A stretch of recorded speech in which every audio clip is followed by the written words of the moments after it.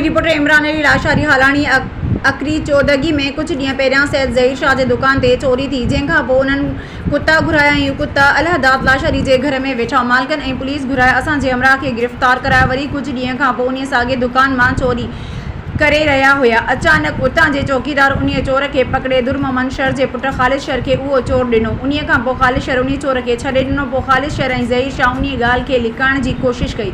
असां बेगुनाह बेकसूर आहियूं, असां सां हद जा मोज़िज़ माण्हू इंसाफ़ कनि ऐं साफ़ शिफ़ाफ़ इंक्वायरी करे ॾोहारियुनि खे जेकी उन कम में मुलविस आहिनि उन्हनि ख़िलाफ़ क़दम खणी असां सां इंसाफ़ कयो वञे।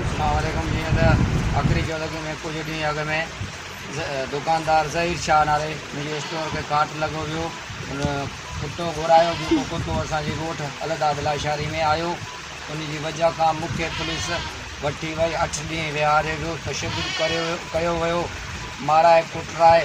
ज़हीर शाह मूंखे चयो त हक़ी न हक़ी असांखे भरे ॾे, जेकॾहिं तूं न भरे ॾींदे त तोते 3 एफआईआरूं कराईंदुसि, तोखे हाफ़ फिराई कराईंदुसि। जंहिं वजह खां असां ग़रीब ॾंड भरे ॾिनोसीं। पैसा वठी करे उन्हनि इहा चङनि मोज़िज़ शख़्सियतनि इहा ज़बान कई हुई त भई अगरि ॿियो को चोर साबित थियो त तव्हांखे तव्हांजो हक़ हिसाब मिलंदो।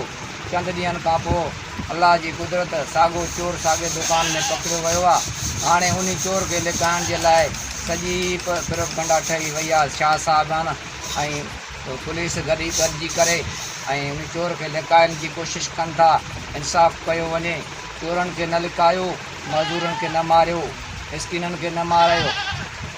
खे न मारियो, न मारायो, इंसाफ़ कयो, अल्लाह जो ख़ौफ़ कयो, कुते जी इज़त कई हुई। असां दर क़ुर पाक खणी वियासीं, क़ुर पाक जी कंहिं इज़त न कई, कुते खे सचो कयो वियो।